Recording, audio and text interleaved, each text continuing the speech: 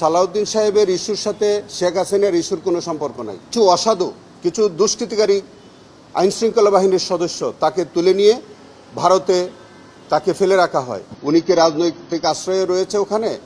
আমরা শেখ হাসিনা কি স্ট্যাটাসে ওখানে আছেন এটি কিন্তু আমরা ক্লিয়ার এখন পর্যন্ত জানি না। দেখেন, আমরা আইনি লড়াই করে আনার জন্যই তো ইতিমধ্যে বাংলাদেশ সরকার ভারত সরকারের কাছে তারা আবেদন করেছে।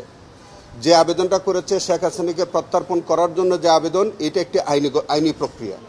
সেই আইনি প্রক্রিয়ার মধ্য দিয়ে তাকে আনার জন্য বাংলাদেশ সরকার প্রয়োজনীয় পদক্ষেপ নিয়েছে।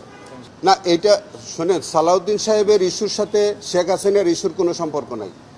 সালাউদ্দিন সাহেব, জনাব আমাদের মাননীয় স্বরাষ্ট্রমন্ত্রী জনাব সালাউদ্দিন আহমেদ, তাকে বাংলাদেশের আইনশৃঙ্খলা রক্ষাকারী বাহিনীর কতিপয় দুষ্কৃতিকারী সদস্য তাকে প্লেন ড্রেসে তার বাসা থেকে 10ই মার্চ 2015 সালে তাকে অপহরণ করে নিয়ে যায়। তাকে 61 দিন তাদেরকে গুম করে রেখে 10/5/2015 সালে ভারতের মেঘালয় রাজ্যের শিলংয়ে তাকে সেখানে নিয়ে ফেলে রাখা হয়। এবং পরে যখন উনি ট্রমাটাইজড অবস্থায় যখন তিনি বিভিন্ন জায়গায় ঘুরতেছিলেন, সেখানে তাকে পুলিশ তাদের হেফাজতে নেয়। পরবর্তীকালে ফরেনার্স অ্যাক্টের 14 ধারায় তার বিরুদ্ধে একটা মামলা দিয়েছিল।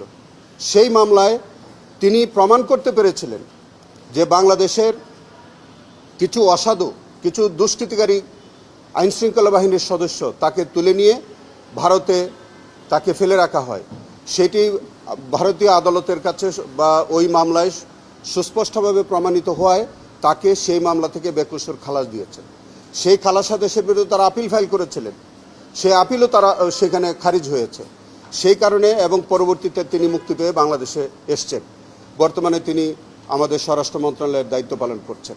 তবে সেটার সাথে শেখ হাসিনার কার্যক্রমের কোনো সম্পর্ক আছে বলে আমি মনে করি না। দেখেন, একটা পত্রিকা কি কারণে কি লেখে সেটার উপরে বেসিস করে তো আমাদের কোনো বক্তব্য বলা ঠিক না। কারণ এটা ইন্ডিয়ান এক্সপ্রেস নামে যে কাগজটি তারা বলেছে, সেই ইন্ডিয়ান এক্সপ্রেস কিন্তু সবিস্তারে কিছু বলে নাই। এই নিউজটার মধ্যে শুধু বলেছে আদালতের অনুমতি লাগবে। সেটা উনি কোন অনুমতি, উনি কি রাজনৈতিক আশ্রয়ে রয়েছে ওখানে, আমরা শেখ হাসিনা কি স্ট্যাটাসে ওখানে আছেন এটি কিন্তু আমরা ক্লিয়ার এখন পর্যন্ত জানি না। অতএব ইন্ডিয়ান এক্সপ্রেস কি অর্থে তিনি লিখেছেন, কি লিখেছেন এই বিষয়ে আমার মন্তব্য করা ঠিক হচ্ছে না।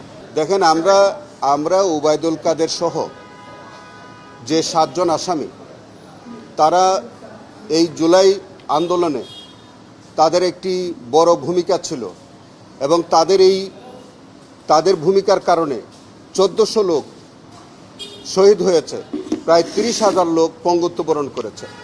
সেই কারণে ওই জনাব ওবায়দুল কাদের সহ যে 7 জন, তাদের বিরুদ্ধে ট্রাইব্যুনালে পর্যাপ্ত সাক্ষ্য প্রমাণ উপস্থাপন করা হয়েছে এবং আমরা বিশ্বাস করি যে তারা যে অপরাধ করেছে সেই অপরাধের দায় তাদেরকে নিতে হবে এবং সেখানে ট্রাইব্যুনাল তাদেরকে সর্বোচ্চ শাস্তি দিবেন বলে আমরা প্রত্যাশা করি।